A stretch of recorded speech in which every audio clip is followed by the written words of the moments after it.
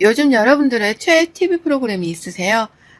저는 요즘 가장 재미있게 보는 프로그램은 바로 돌싱글즈인데요. 제가 돌싱글즈를 1부터 챙겨봐서 3까지 보고 있어서 봤던 거 또 돌려볼 만큼 굉장히 재밌게 본 것 같아요. 엄청 울고 함께 웃었던 기억이 나네요. 저도 그래서 이번에는 용기를 내서 저의 이야기를 조금 해볼까 합니다.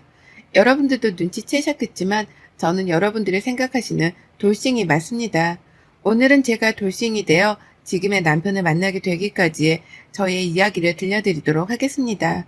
저는 수원시에 거주하고 있는 30대 후반의 평범한 여성입니다. 저는 어릴 적부터 집이 어려웠던지라 안 해본 일이 없을 정도로 참 열심히 살았습니다. 저희 부모님은 제가 고등학생이 되던 해 아빠가 먼저 대장암에 걸려서 돌아가시고 2년 정도 있다가 저희 엄마 또한 유방암으로 돌아가셨어요. 아빠 병간호를 오래 했던 저희 엄마는 자기 몸을 돌보지 못한 채 그렇게 쓸쓸히 돌아가셨죠. 그렇게 고등학교 졸업을 얼마 놔두지 않고 부모님 두 분이 모두 다 돌아가셨더라 저와 제 동생은 이모네 집에서 함께 살아야 했고 제가 대학교를 포기하고 직장 생활을 하려고 서울에 올라오면서 동생과 함께 살기 시작했습니다. 방 한 칸 되는 좁은 집이었지만 동생은 나처럼 살지 않기를 바라는 마음에 열심히 직장 생활을 하면서 동생 뒷바라지를 했어요. 그렇게 제 자랑인 동생은 원하고 원하던 의대에 합격했고 의대 학비가 만만치 않았기 때문에 엄마 아빠가 남겨주신 보험금과 합쳐서 동생 뒷바라지를 했어요. 동생은 열심히 공부해 졸업을 하고 대학병원 인턴을 하면서 저도 조금은 숨통이 튀어갔죠. 그런 제 생활에 한 줄기 빛이 되어주던 친구가 있었어요. 그 친구는 제가 첫 직장 생활에 함께 일했던 실습생이었어요. 저는 직장인이었고 그 친구는 대학교 실습생이었기 때문에 서로 참 많이 달랐지만 그 친구도 타지에서 올라와 대학 생활을 하느라 서로 의지가 많이 되었어요.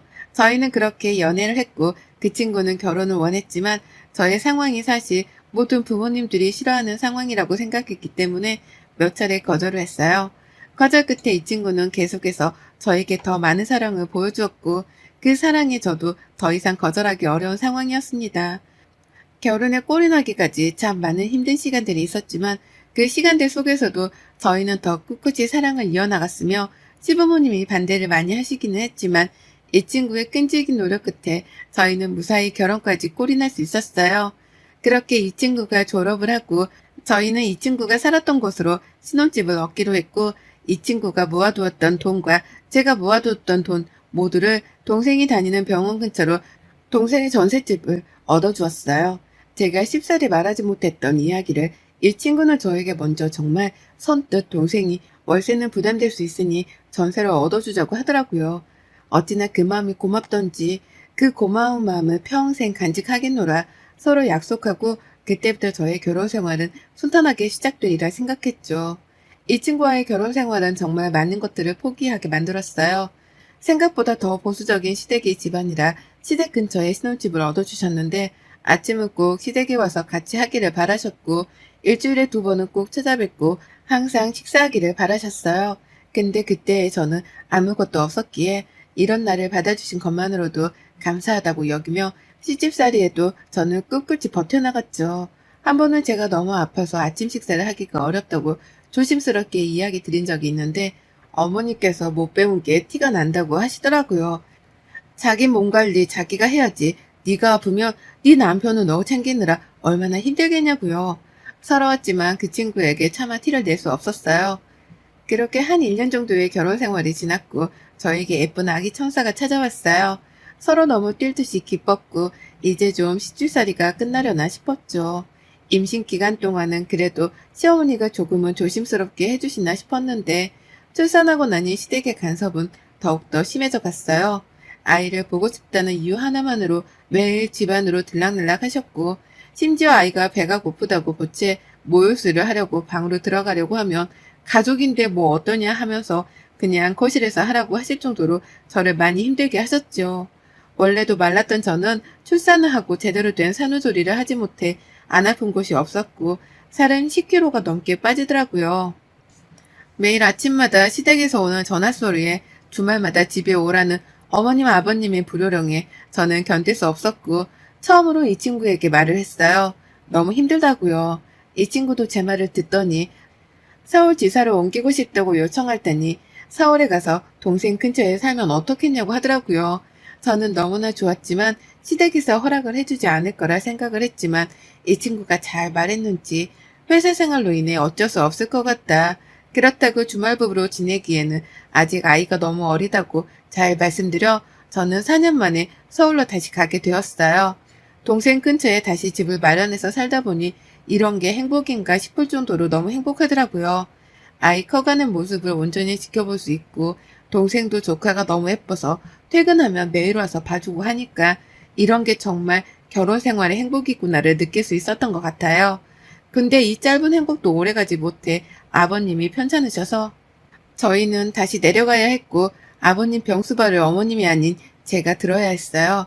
제가 아이 케어하고 조금이라도 병원에 늦는 날이면 병원 앞에서 어머님의 멸시와 조롱의 말들을 들어야 했고 매일 어머님께서 저에게 하시는 말이 있는데 부모 없는 티가 난다는 말이었어요. 이래서 근본 없는 것들은 드리면 안 된다면서 누가 있든 없든 그런 말을 저에게 매일같이 퍼부으셨죠. 그런 시간들 속에서 저는 점점 버티다 한 번은 집에서 쓰러져 동생이 마침 저희 집에 와서 저를 발견해 응급실로 갔고 응급실에서는 영양실조에 우울증 증세까지 동반하고 있다고 했나봐요.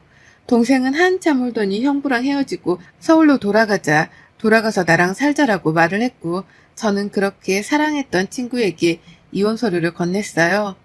그 친구는 많이 놀란 듯 했지만 어느 정도는 예상한 듯 제가 원하는 대로 해주겠다고 했고 저는 아직 제가 번듯한 일이 없으니 소중의 양육비와 양육권은 가지고 싶다는 뜻을 내비쳤죠. 그 대신 위자료는 안 줘도 되니 양육권과 양육비만 해결해 주었으면 좋겠다고요. 시댁에서는 이 이야기를 듣자마자 저희 집으로 달려와 아이가 보는 앞에서 어머님은 뺨을 세차게 때리셨어요.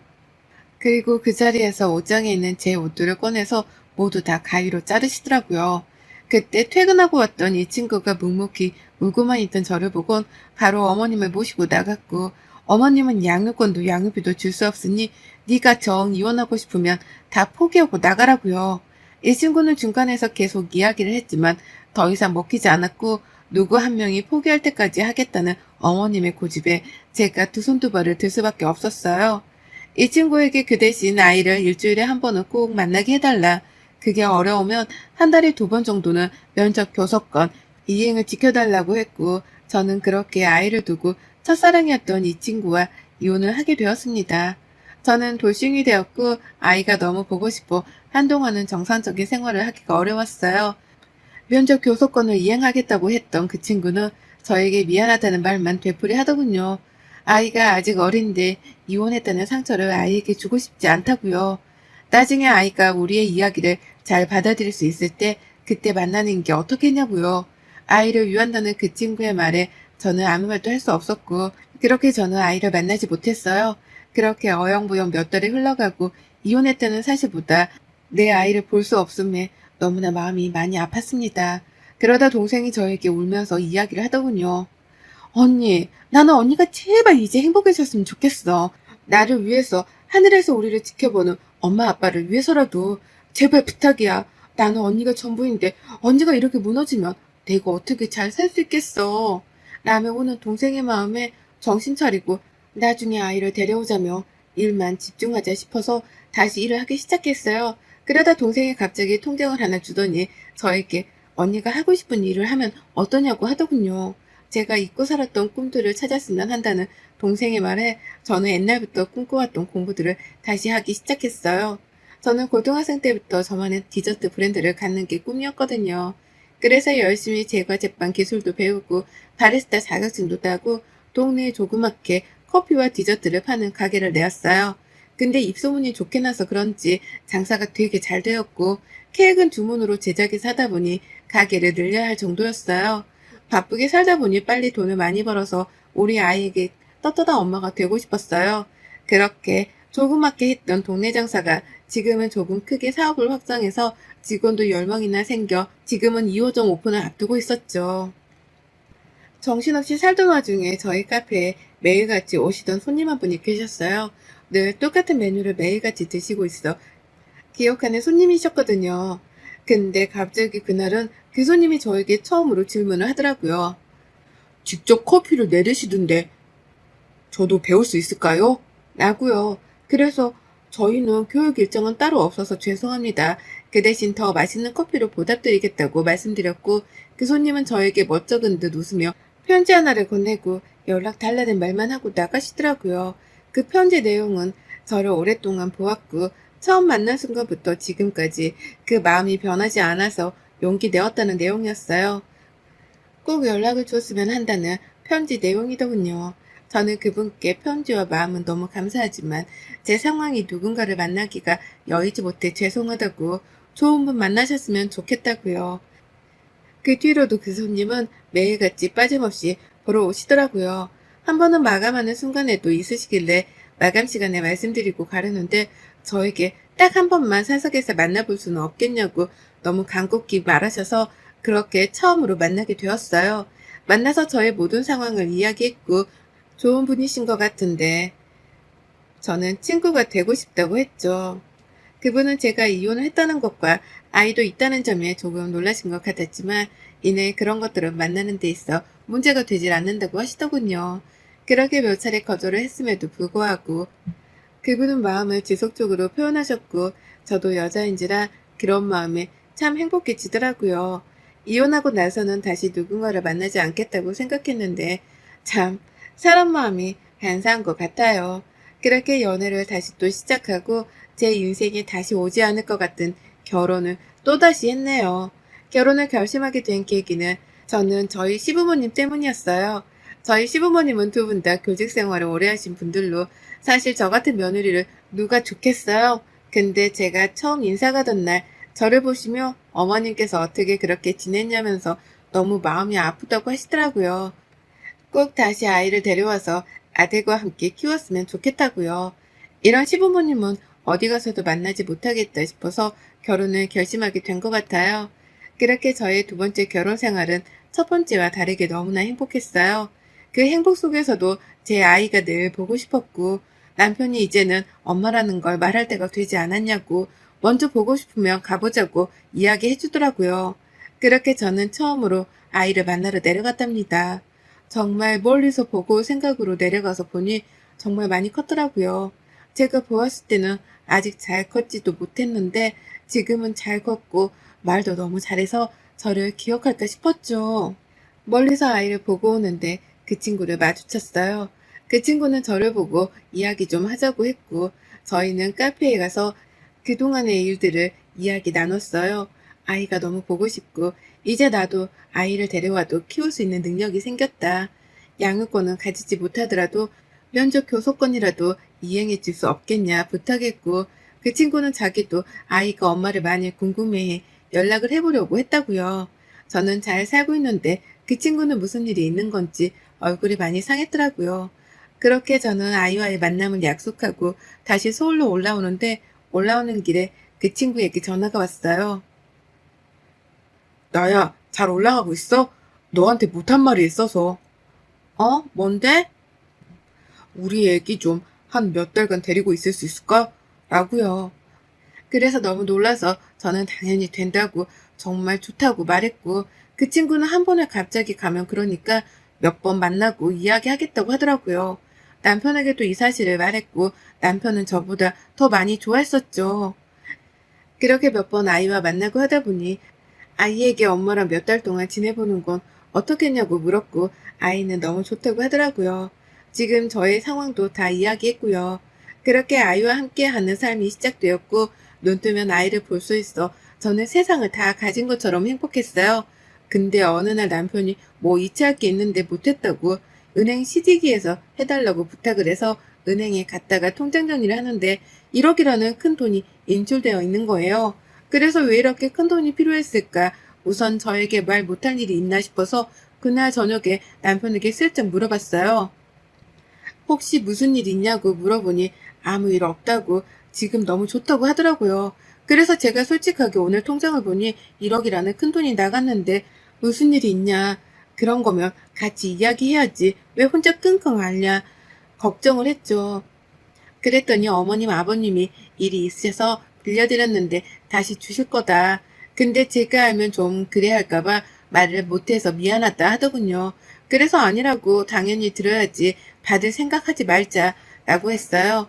그러다 며칠이 지난 뒤 어머님께 전화가 왔길래 어머님 그이한테 어머님 아버님한테 빌려드린 돈 이야기 들었어요. 저희 정말 괜찮으니까 그 돈 안 갚으셔도 돼요. 저에게 해주신 마음에 비하면 이건 아무것도 아니라고요. 근데 어머님께서 저에게 들려주신 이야기는 그야말로 충격 그 자체였어요. 한 달 전쯤에 어머님 아버님께 전 시어머니가 되는 사람이 찾아왔었대요. 찾아와서 제가 어떤 애인지 아시냐면서 결혼 생활하면서 꿍친 돈으로 그 사업을 시작한 것 같은데 잘 되니까 이제 자기 아기도 안 보고 모른 척 한다. 그래서 우리가 그 아이 키우면서 돈이 많이 들어갔으니 양육비를 오히려 받아야겠다고 아니면 아이 평생 보지 말라고 하겠다. 전 시어머니가 2억을 요구했다고 그래서 어머님이 남편도 불러 같이 이야기를 한 후에 남편이 1억, 시부모님이 1억 해서 2억을 주고 아이는 대신 보게 해주셨으면 한다고 하셨다고요. 이 이야기를 듣고 저는 당장 그 전 시댁으로 달려갔어요. 문을 안 열길래 문을 세게 발로 차고 난리를 치니까 그제서야 열어주더군요. 그 전 시어머니라는 사람은 저보고 부모 없는 근본 없는 애가 역시라면서 왜 왔냐고 소리를 고래고래 지르시더라고요. 당장 저희 남편이랑 어머니께 받은 2억 내놓으라고 했어요. 무슨 양육비를 요구하시냐. 저한테 양육비, 양육권 주고 싶지 않다고 아이 두고 나가라고 한 게 누구시냐. 그 뒤로도 저에게 아이 보지 말라. 억지로 아이랑 엄마 떼어놓은 게 어머님이신데 지금 어디 와서 돈을 요구하냐. 제가 잘 되니 배가 아파서 그러냐. 이러면서 집안에 있는 물건들을 다 던졌어요. 이걸로도 제 분이 안 풀리는 것 같다. 안방에 들어가서 어머님 옷을 다 꺼내서 찢을 수 있는 걸 박박 찢으며 난리를 쳤죠. 저 나갈 때 이렇게 하지 않았냐. 저 똑같이 해드리겠다. 당장 돈 내놔라. 그리고 양육권도 제가 가져가겠다. 변호사 선임하셔라. 저에게 어머님이 나갈 때 하시던 말이 전 아직도 기억이 난다고요. 변호사 선임할 돈 없으니 변호사 생각 꿈도 꾸지 말라고 하셨고 근데 지금 저는 우리나라 최고의 변호사 선임해도 될 만큼 많이 벌었다.